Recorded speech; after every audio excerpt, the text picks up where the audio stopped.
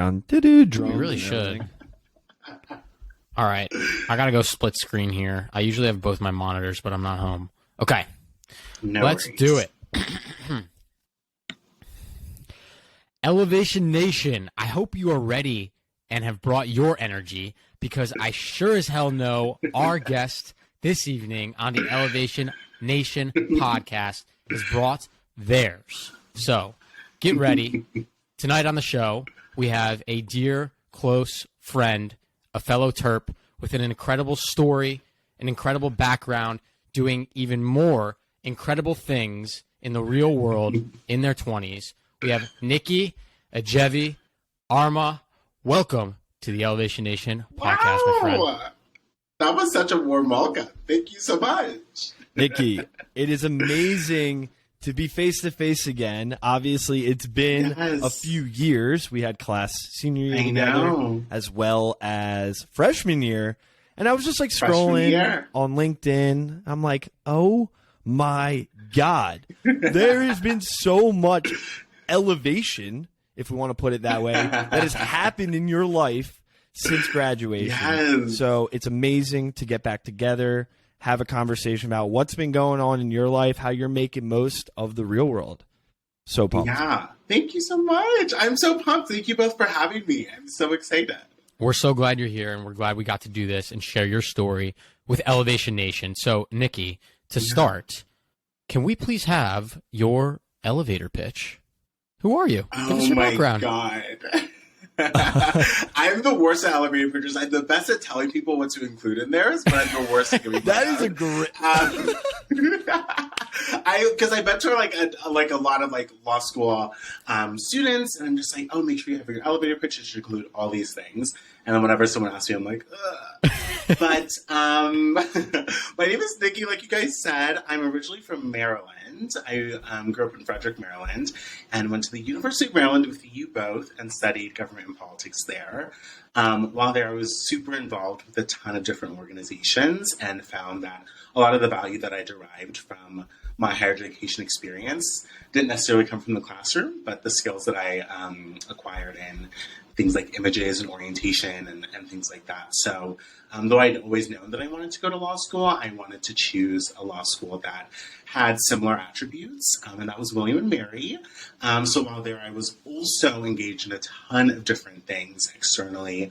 And then throughout my 2L year, I really became involved with a lot of diversity, equity, and inclusion focused things, especially given the fact that William and Mary Law School is the oldest law school in the nation and feels like it, right? So there are so many archaic systems and antiquated attributes that just took a lot of focus. So in my role as president, I really doubled down on diversity, equity, and inclusion efforts overall. And that's what led to my career interests, even though I'm not doing that in my current capacity at all. But that's actually what I applied to the firm that I'm at now. I applied to their diversity recruiting space, and they were like, oh, we don't have space there, but what about compliance in Salt Lake City? And I was like, where? I was like, doing what? But it was a prestigious, right, environment. I was like, okay, let's go for it. So I'm here now. Amazing. And we can't wait to get into all of it, everything in between, since we've seen each other and whatnot.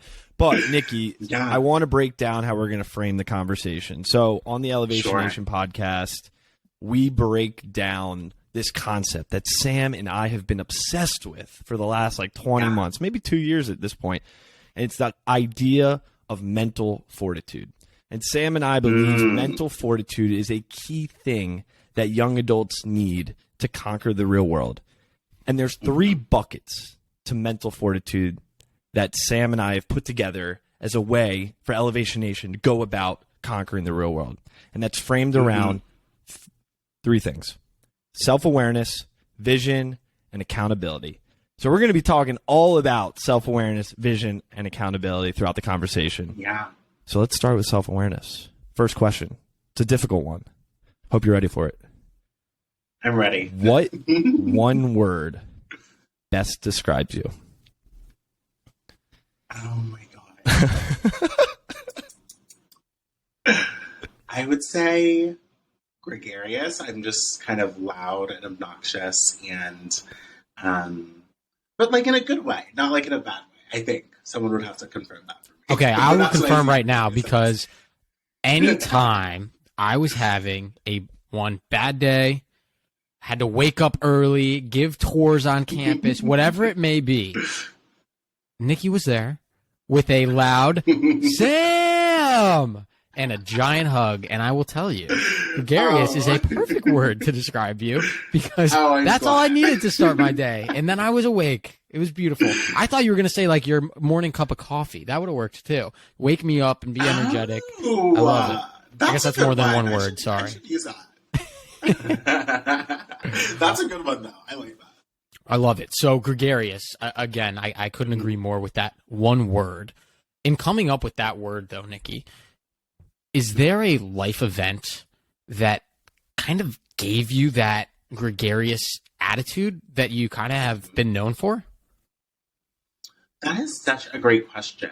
Were you born with it? Nature, nurture, right? Like, it's interesting. Yeah, I would definitely say that I was born with it. But it's interesting because I think, though I'm generally an outgoing person, I think really early on in my life, taking a step back, my parents are immigrants from Ghana. And a lot of the things that they wanted my sister and I to achieve in life there was like a really high bar, right? So there were a lot of things that I did for them in an attempt to please them, right? So very early on in my life, I was like a people pleaser. And I think during my middle school years, I realized that being sort of like fun and outgoing, etc., was a way to get people to like you. And when I had originally come out in high school in 9th grade as a gay male then, it was just another way, right, to get people to like you for sure, right? Even if there was this characteristic of yours, right, that they didn't really appreciate, right, you being a gay male or whatever, you being fun and gregarious and loud and whatnot was a way to get people to automatically like you. So I think that's where it sort of stemmed from. But I do think it's like a natural trait of mine, but I think throughout those years it was heightened because of I used it as a tool, right? What was that experience in high school like? Like how did you go about that experience? Because I can't imagine that being easy in any way, shape, or form. Yeah, it wasn't. Because I mean, there are a lot of spheres, right? So there's the familial sphere of just like African immigrant parents, right? Not really accepting that. And then there's the sphere of growing up in a predominantly white neighborhood, going to a predominantly white school, being in a predominantly white friend group. So all of those things were just compounding factors as well. And then on top of that, I think just, like I told you, just like performing, right, for other people and like trying to fit in that way and not really ever knowing yourself. I appreciate you for opening up and getting introspective and deep, which Parker and I, as you know, love to do. And I think you mentioned that this happened in 9th grade, right? How old are we in 9th grade? Is that 14? 14, I think. Right? Yeah. And I think where I'm going with this is self-awareness is a piece of the puzzle here in mental fortitude for young adults, 20-somethings, to figure out their life. The concept of being self-aware, like, didn't even blossom in my brain until like a few years ago, right? You had the self-awareness to understand who you wanted to be, true to your core, right? And starting to explore some of that. Can you talk to us a little bit about just the thoughts that you're having as a young person, again, 14 years old, dealing with I was short. Like that's what I was trying to figure out, how to see and figure out where my next class was. Like, I think I was like 5 feet tall. Like that was what I was figuring out. And yet you're at this significantly further maturity level of being self-aware. Like, how did you go about that? Were there mentors that you were, that were guiding you? Well, I will say one that hindsight bias is 2020. So I'm looking at this all through the lens of like me now, right? So definitely me at that point was not as brave and mature and whatnot as we're speaking now. But I also think that there weren't a lot of like mentors or role models or whatnot that I aspire to, just because there weren't a lot of people like me in the spaces that I wanted to occupy, i.e. law, the legal realm, corporate spaces, etc. So a lot of my belief and trust in myself was just the fact that I am the only, and I say this to myself a lot, that I'm the only me that there will ever be, which is so goofy. But there's just literally no one else in this world who's going to live the Nicky Agyevi-Armah experience. There's no one else in this world who's going to live the Sam Panitch experience. There's no one else in this world who's going to live that experience. So you just have to do it full-fledged and take it on and own that that's your experience. So that's what led me to think that. It's so interesting because like you take a step back and you like really realize like whoever I am and whoever I want to be, that's it, right? Like that's it. At the end of the day, you start with yourself and then you go out and you do everything else. Exactly. And like that's what's so important and critical about self-awareness, because everything elevation, like anything you do starts from knowing who you are, what you bring to the table, you know, understanding who you're not so that you can understand who you are, right? Yes, 1000%. Yes. I want to bring up, sorry, Parker, but I want to bring up something interesting that Parker and I talk about a lot, Nicky, which is social media and having influence bestowed upon you at your fingertips, whether positive or negative. Because you just mentioned, you know, you didn't really have maybe a role model or a mentor that you were looking up to now. Yet now you are in a position where I know that you are mentoring and helping and being a role model for other people through your social media, through calling, right? Like there's just both sides of this coin, and I struggle with it a lot of like social media has the ability to give you an outline of the person that you want to be, right? And yes, everyone's unique and lives their own life, but like if you grew up in, you know, an area where you didn't have exposure to these things, or, you know, it was you couldn't find that information. Yet now it's so easy to find information, to get influenced, both positive and negative. Like, how did you, because social media was just coming up when we were probably in ninth grade, right? And like around that time, was an there interesting any influence? With social media too.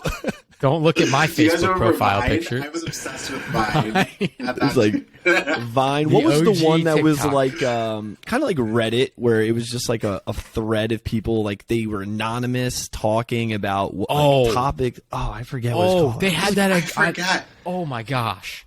You're not talking about Yak. Yik Yak. Yik Yak. Like what? Yeah. That is a crazy concept.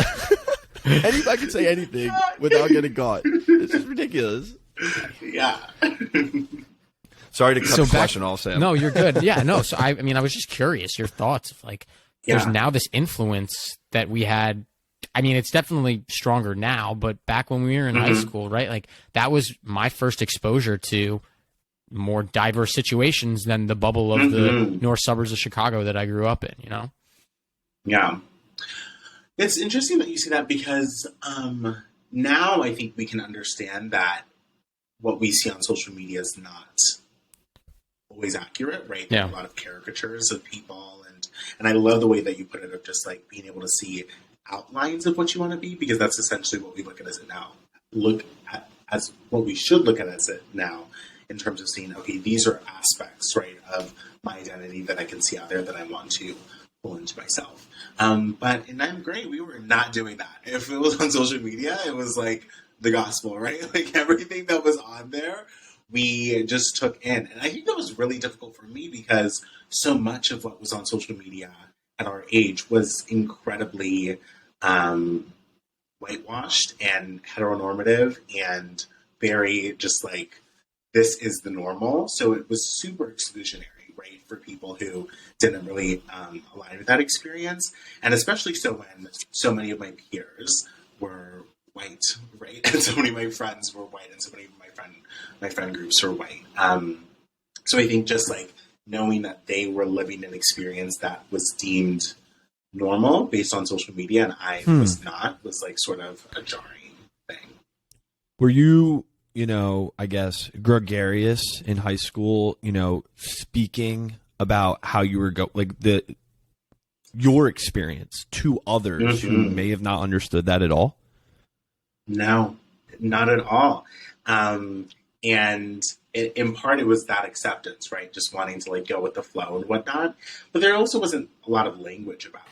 Now there's a lot of buzzwords and there's a lot of language that we can use. But back then, if you tried to talk about it, it didn't really exist because there were no words to describe it, right? So, okay, so let's talk about college then. You show up day one in College Park, Maryland, as a freshman. Yes, freedom, walking around. It's your life to just go explore. Obviously, that's how I felt. I was like, "Damn, I'm here. Yeah. What next?" What was that like for you? That was crazy because it was the first time, even though I'm from Maryland, it was the furthest away I've been from home. I think that's the case for a lot of people, right? And it was my parents are very strict individuals, so it was the first time where I was like, oh my God, I can literally do whatever I want. I just had so much freedom, and it was just such a liberating experience. And I think that is what sort of further fueled my identity exploration and all that type of stuff, because there was just space to like breathe and grow, and it wasn't as suffocating as Frederick, Maryland, right? I know. I don't know if Sam knows Frederick, Maryland, but I certainly do. I'm from Baltimore, so it's like close enough. It's pretty close. But yeah, exactly. Frederick I love it, but it's not the most diverse place. And actually, I should give it some credit. It's getting there. But when in 5th grade and high school and whatnot, it was definitely not that. And so we went to University of Maryland. We became friends.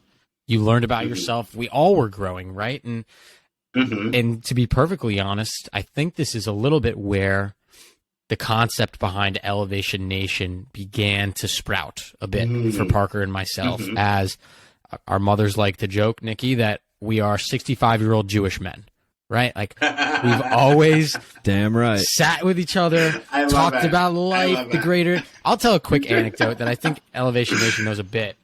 So Parker and I, we met through our fraternity.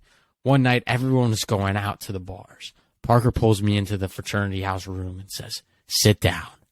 I found something incredible. We're going to read through it all together." And I was like, what is this? What is going on right now? I'm sitting in the room. Parker goes, "I found a list of 100 life lessons to live by. I'm going to read them one by one. Here I go." And literally one by one, Parker would say it. We'd debate whether we agreed or not. And then he moved on to number 2. Took hours. So much. Took forever. Wow. That's what we did. Right? And like, weird, I love that. it was fun. It's a funny list, but it's a great list. Whoever wrote it is like super witty, very intentional about his writing, but like not the normal life advice. But like you take a step back, you listen, you're like, whoa, okay. It was good. What you're saying. It was like, good. Yeah. So my point with that is college for a lot of people is the first time really where we start to have a little bit of self-awareness, explore who we are, but going to those 100 life lessons and moving on into our second part of the conversation, which is vision, it's where you start to develop the vision for the life that you want to live. And that was my first exposure to this concept of, wow, these life lessons are what I picture for myself living by. They're moral, high moral standards. It's a life lived fully to the fullest moment every single time. And that's where I first developed vision. So I want to talk to you a little bit about when you first started to develop a vision for your life. And when you were a freshman, sophomore, junior at University of Maryland, what was that life that you were striving to get to, that vision that you had for yourself? Yeah, that is such a great question. And I think, I know I keep saying it, but so much of what I saw myself as was tied up in what my parents saw for me. So it was really difficult for me to sort of break away from that and identify my own vision. But I think it was really when I started giving tours that I realized, I know. Sam is fist pumping in Elevation Nation. You can't see Sam because you're probably listening to the audio, but I can guarantee you Sam is fist pumping. Tour guide love, baby. That's all it is. Tour guide love. But I think, and Sam, you would know this, right, from just like the energy that you get from a tour. Not only just giving a tour is so exciting, but answering questions and fielding concerns and all of that was so much fun because I had all the answers, right? Like I literally had all the answers in it. And if I didn't, I was able to make connections for people. And that's when I really began to think about, like what my true calling was, right? And instead of trying to say, okay, this is exactly the job that I want to have, I was like, these are the skills that I like to practice in things that I do, right? So from being a tour guide, I also moved into orientation as well. And I did a lot of the same stuff in orientation, just on a more elongated scale, right? So parent programs, elongated student programs, all that type of stuff. And a part of all that was explaining things to people in a really simple way, connecting with people, showcasing the excellence of an institution to people, right? Like being able to compartmentalize the excellence of something and showcasing that. So those are all things that I knew that I wanted to do, and I did not see myself doing with a law degree. So I was I was very much contemplating not going to law school and actually getting like a master's degree in higher ed or something like that. But as you both can probably guess, my parents were like, no. So I spoke with a lot of people who went to law school and then went back to higher education. And I was like, okay, maybe I could do that. So that's why I decided to go to law school. But I just knew that in some capacity in my career, I wanted to talk to people, explain things in really simple terms, and capture an excellence of an institution or an entity and explain it to people. Nicky, I love how you broke that down because that's like the concept that Sam and I are trying to talk about is you learned about, like, obviously use your self-awareness to build that vision for where you wanted to go. Maybe it's not necessarily like, oh, I'm a good people person, so I should become a lawyer. No, it's understand that you're a good people person. So I'm going to frame the way I go about my future, and I'm going to go into my, walk down that path knowing that about myself and being guided by that. And that's where you're going along your way. So I love that. Obviously, undergrad was so sad to say, like it's more than 3 years ago. How is your vision? How has your vision changed since you graduated? Obviously, you went to law school. You did a bunch of amazing things. But how has your vision changed for your life? Yeah. I think I really began to dismantle. It's funny because I essentially, when I was talking to my therapist about it, we called it the brand that is Nicky.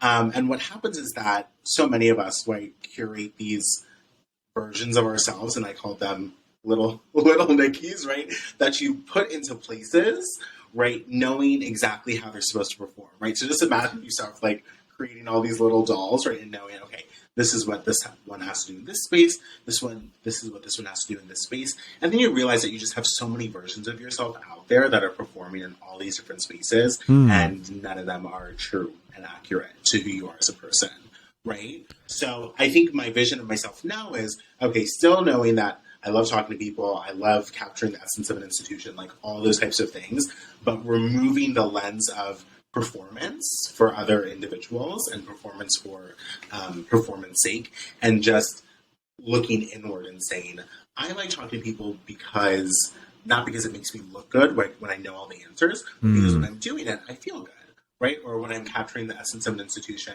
I'm doing it because it feels good to like be able to dilute something down to that level and explain it.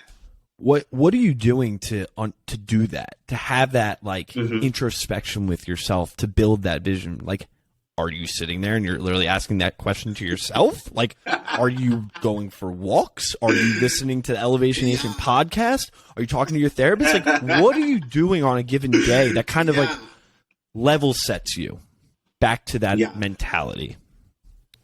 You know, I so badly want to be like someone who journals, and I just can't be. I just can't. I don't know how to do it. So I wish I could tell you that I like journal 5 a.m. every morning and like write this all down, but I don't. I don't do that. So it started with therapy, where I really began. I went into therapy with the question as to, what do you know to be true about yourself? That was the question that I was trying to answer, that somebody was trying to answer. So that led to a lot of introspection naturally in that space. And I think it just really underrides my life overall, right? So at the end of a day, I can just think about, okay, like, this is what I learned today, or this is affirmed a thought that I had, and that type of stuff. So it's a lot of thinking just off the cuff. I could do a much better job of like documenting it, but like I told you, I'm not a journaling girl. So I just think about it most of the time. It is funny, right? Like, everyone has what works for them and how they become introspective and try to figure it out. I want to quickly highlight, though, something, Nicky, that you said about your vision. You brought it back to skill set, which I think is beautiful. You didn't say, I'm Nicky, I'm going to be a lawyer, right? Maybe that happened later, but it wasn't like a career was going to define you. It was a skill set. And I want to bring up and tie it to something that our guest from last week's episode said, which was in search of, they didn't say skill set, but they said a feeling. And I thought that was so beautiful, because we're still kind of searching that, right? Like, I really do love my job. I think it's great.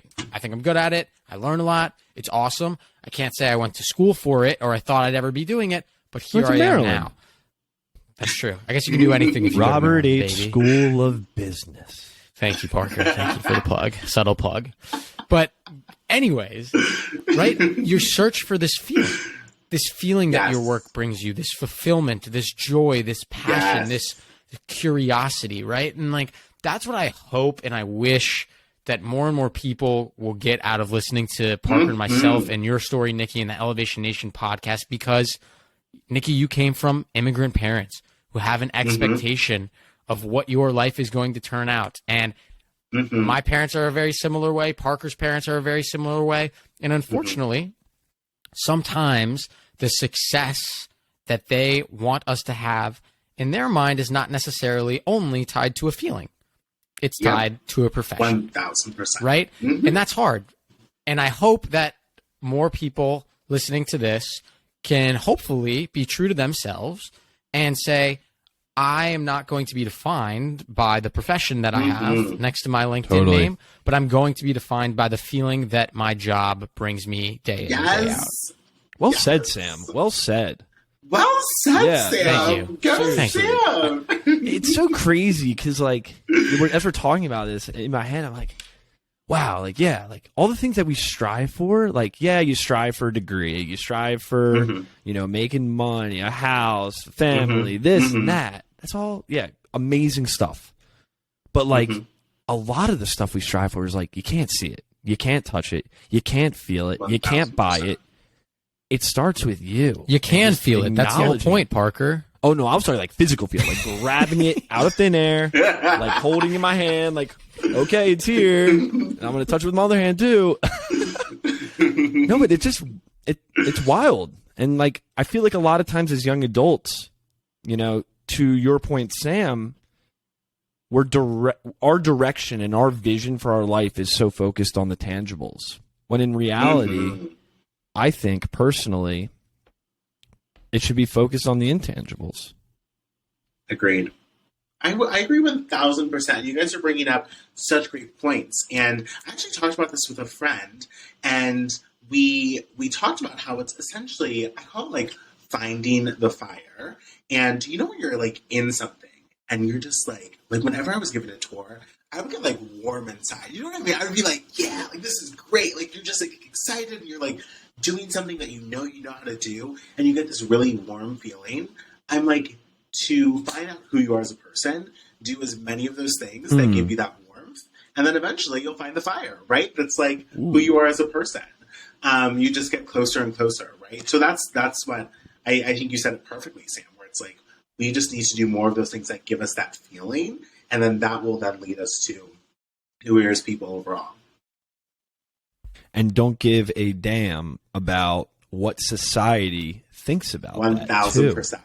Why does society's expectations, why does everyone else's expectations of the way we think that they're thinking about the way we should go about our lives, why is that guiding us? I feel like a lot of times, young adults, we fall into that path. And I think it's a challenge at times. That's why you sometimes need some mental fortitude to get over that. Exactly. I agree with you.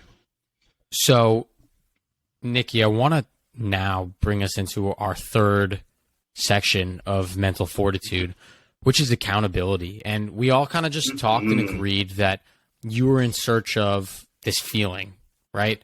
Finding that fire for you. And I think that was a little bit of education, right? Going to law school, a little bit about finding yourself and being true to yourself with your work with your therapist, which I love. I'm going to therapy now too. I think it's fantastic. I think everyone should do it because just like going to the gym, you need to work out on your mind. Break the stigma. Exactly.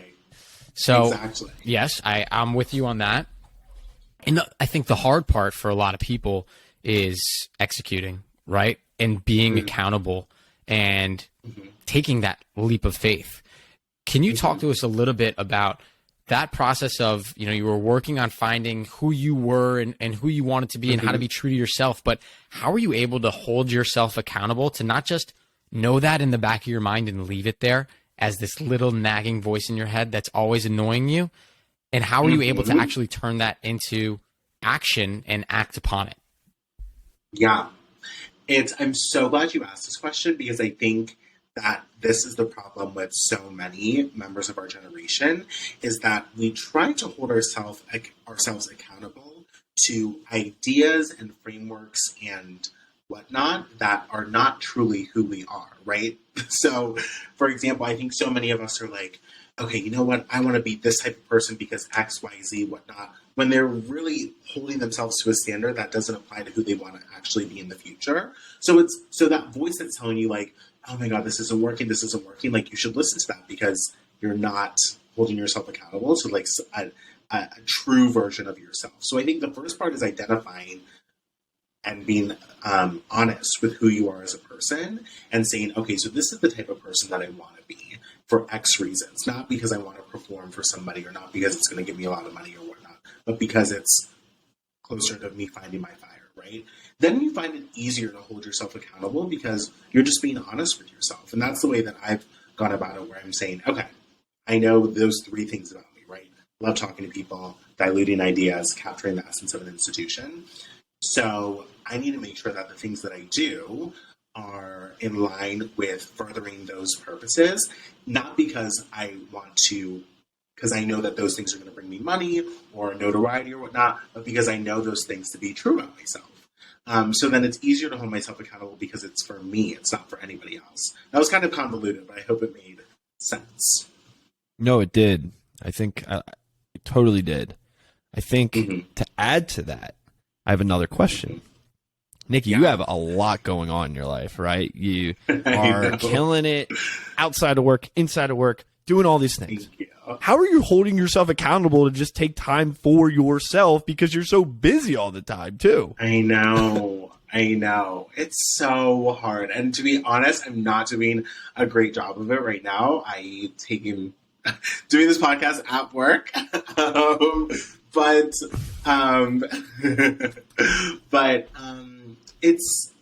It's knowing when to take a step back and knowing when I'm just doing too much, right?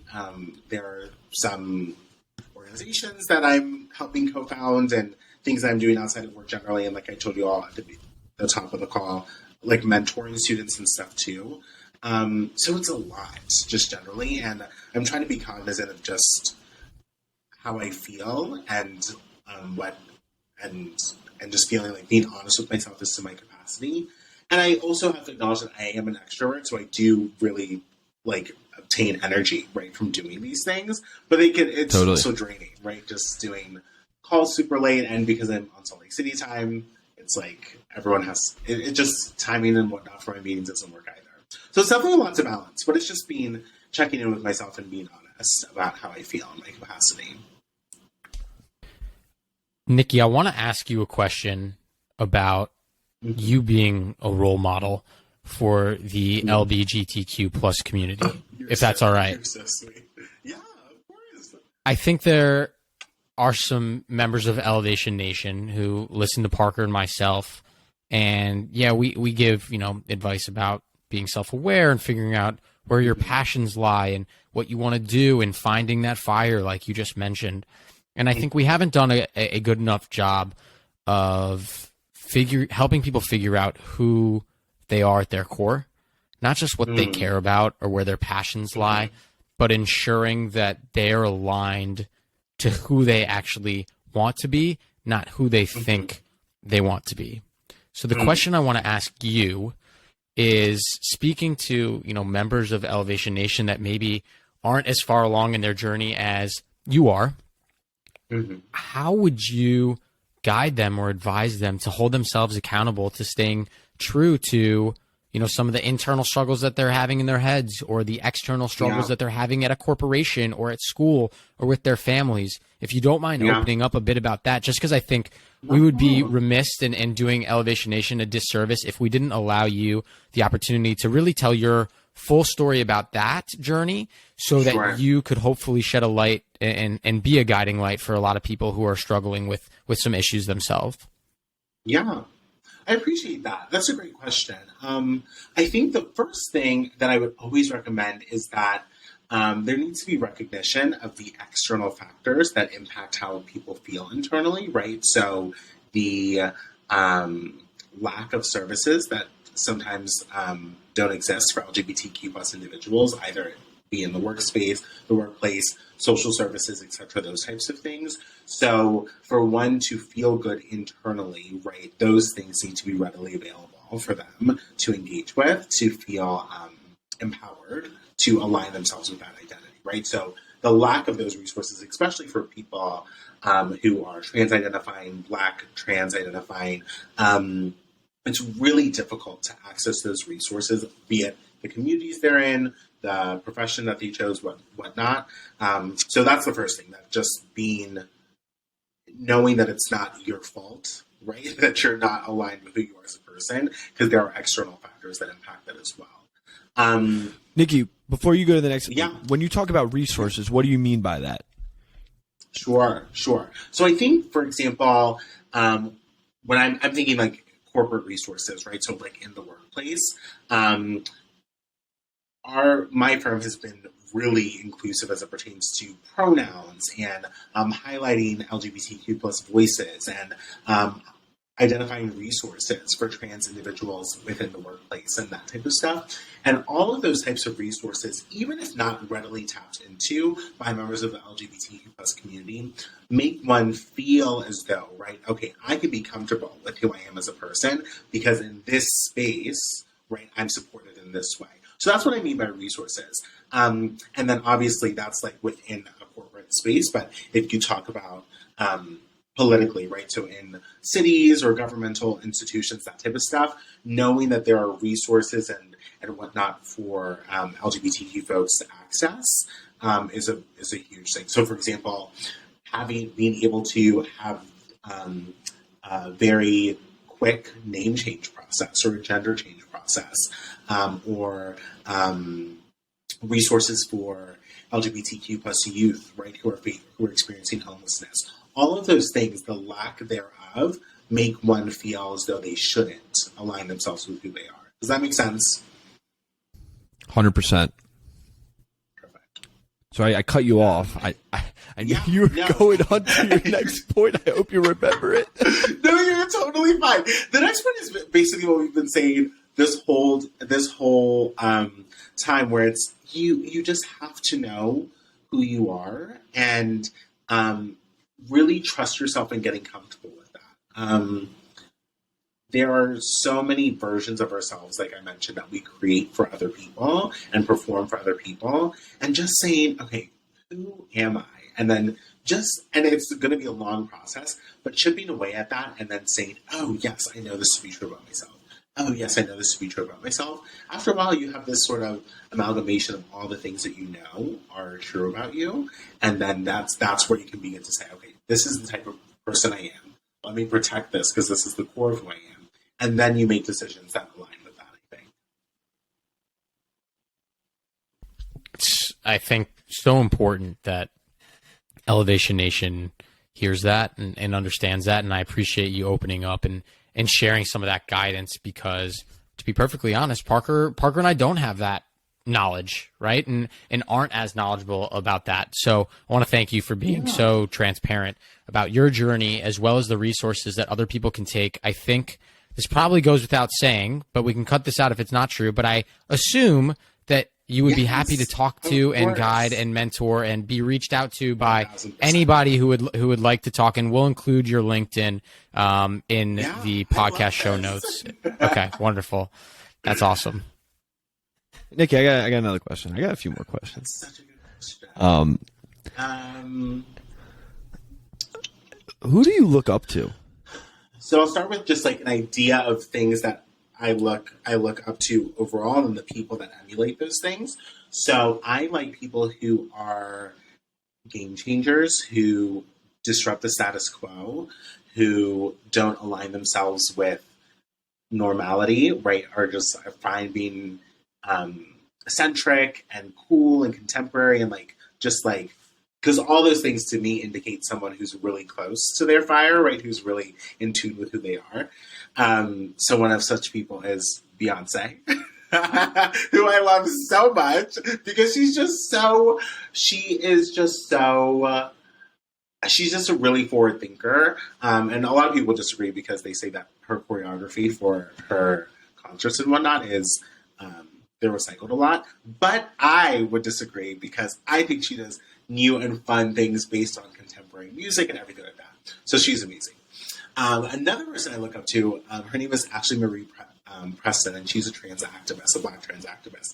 And she just does not... I was going to curse, but I don't know if this is the kind of place. She does not care. Okay, great. She just does not give a fuck about what anyone thinks about who she is. You're allowed to curse. You're allowed to curse. About, it's okay. This is something that I believe in. This is the way that I want to portray an idea. And then she just goes with it. And I think that sort of showcasing of one's ideas is something that we just need in contemporary society. Because so many of our conversations are about oh, I believe this because X. I believe this because X. And I just think that it sort of stalls conversation, right? Because it's just two belief systems and then it just stops right there. But she's really good at saying, I believe this because X and these are the reasons why. Curious to hear what your thoughts are. But it's in a manner that presents her idea in a really great way. I just love her. She's amazing. So those two are people I would definitely look up to.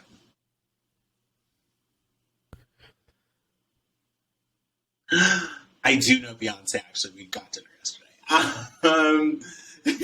Anyone you know personally? Unless you know Beyonce. Or... Just kidding. Oh my God. Can we just talk about that then? We would actually love to have Beyonce on the Elevation Nation podcast, Nikki. So please make that plug for us then. So I know this person Thanks. we did tours together ad for, who is so amazing. And we're actually not really close friends. We comment on each other's Instagram posts and everything.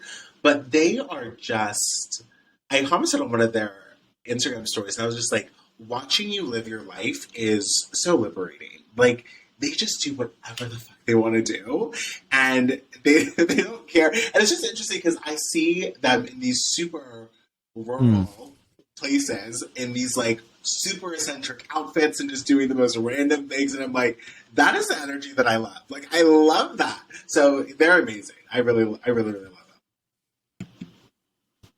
Yeah. Yeah.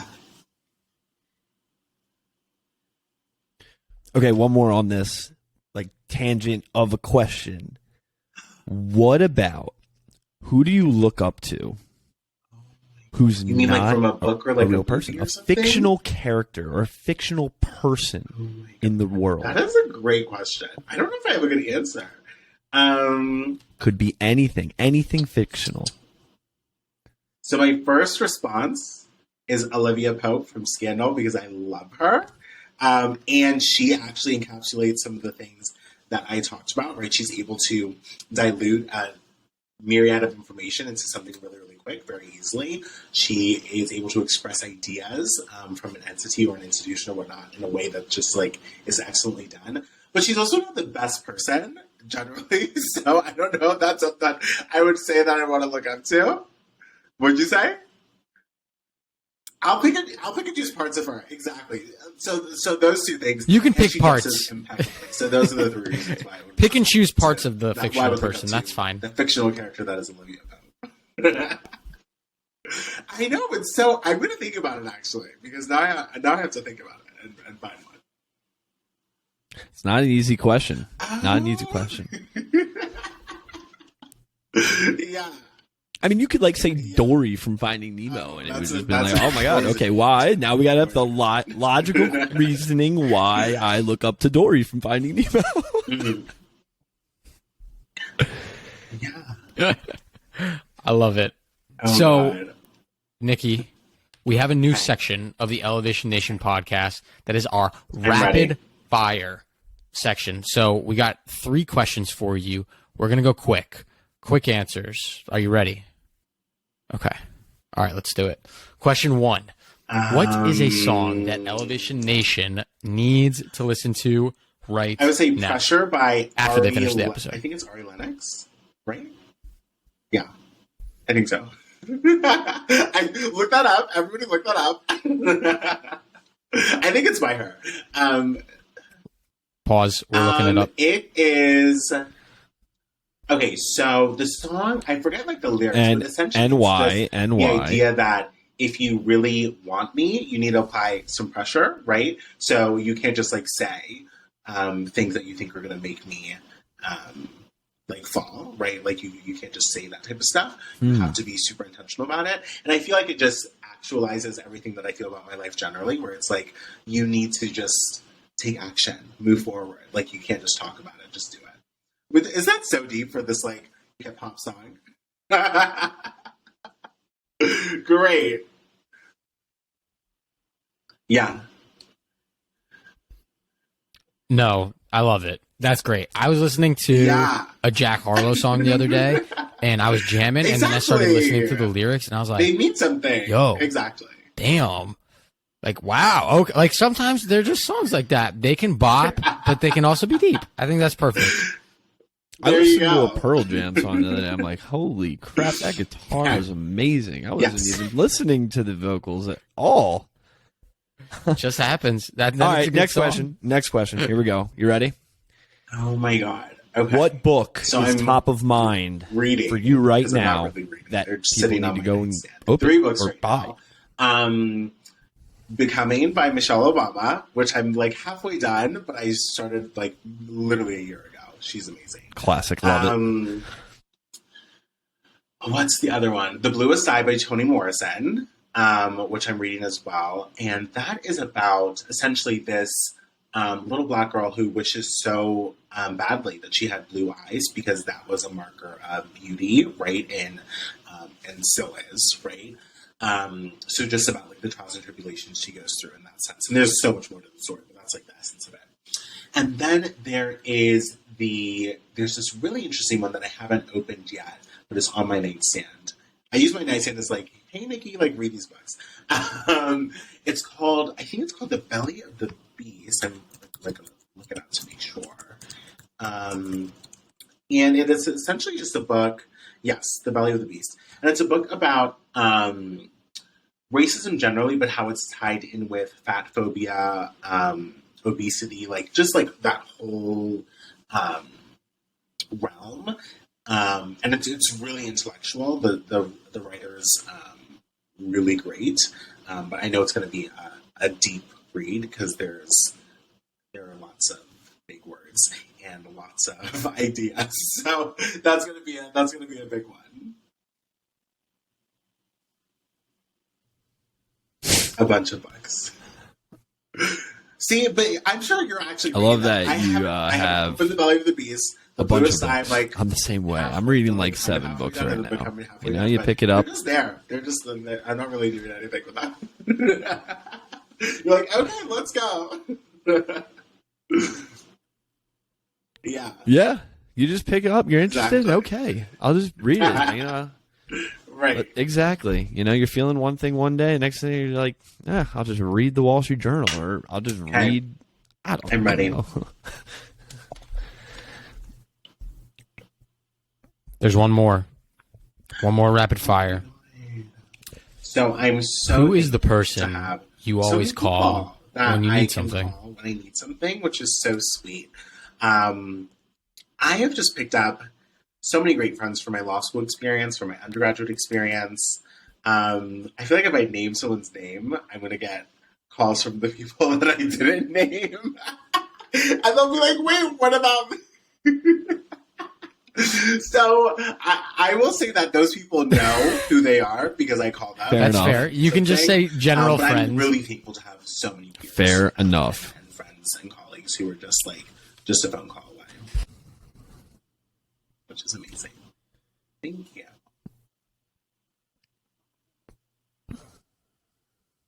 Is it done? Oh, Love it. Beautiful. God. Oh, Love it. All right. Okay, good. I was about to say, Nikki, it's been. Let's see how long it's been. No. Almost. We got one more question. It's been 50 minutes. A fun 50. So we've talked about self-awareness. We've talked about vision. Mm-hmm. We've talked about accountability and a little bit of Beyonce and books and whatnot. But self-awareness, vision, and accountability are what Sam and I believe the foundation of having mental fortitude. And I know we didn't talk a lot about the actual terms mental fortitude much during this conversation, but the ideas of being self-aware, having a vision, and being accountable is what mental fortitude's all about. It's what gets you through the times when things are tough and when times are good. It level sets you and keeps you going on that path to where you're supposed to go. But Nikki, that's what mental fortitude means to Sam and I. Elevation Nation and Sam and myself are curious. I want to acknowledge that. What does mental fortitude mean to you? So beautifully done, because it just encompasses everything that I would say is in mental fortitude, especially the self-awareness piece, because it really, like we said from the top of the call, that's just the foundation of it. I would say,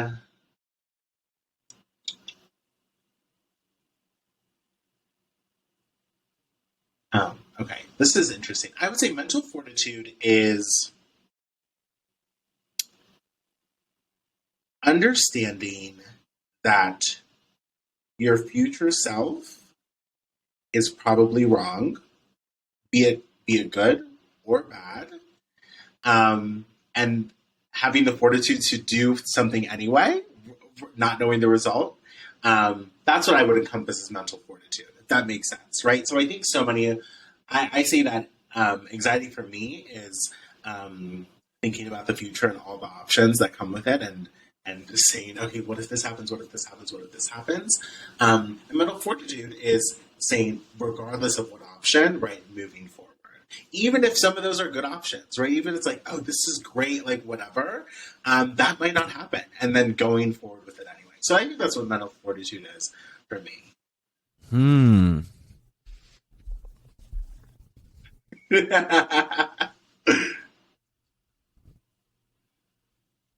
Yeah, it's a great question. That was beautiful. I'm smiling. Yeah, that was. It's unique. That's why that's such a fun question. We get so many cool, interesting answers every single time. It just means something different to every single person.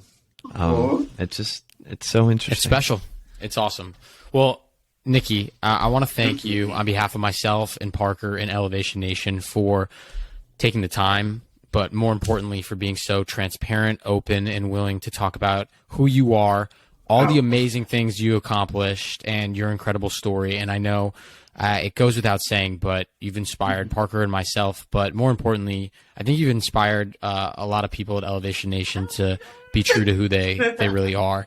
And seeing a role model like you, oh geez, I'm getting like emotional here saying this, but like you're so true to who you are and conquering the real world. And that's like what this is all about. And those types of qualities, and you are the type of guest that Parker and I have dreamed about having on the show to show people like how you can truly elevate your life. Yeah. So thank you so much for sharing your story and who you are with us. We're going to link to all of your social media in the podcast notes. I'm sure Nikki would love to hear from you, Elevation Nation. So be sure to give her a shout. But Nikki, it's been a pleasure. Thank you. Compliment. But both of you, I think, honestly, these are the types of spaces that our generation needs, right? Just like a reminder as to, wait, how do you move through the world again? Right? Like, this is what I see this space as. And it's just so important and so necessary. And to be among the fantastic guests that you guys have had on the show thus far is an immense honor. So thank you for having me. I'm so appreciative. Yeah. Maybe we will. It was fun. And maybe we'll do it again sometime soon. Love it. Sammy, and with that, until next week, Elevation Nation, peace. Nikki.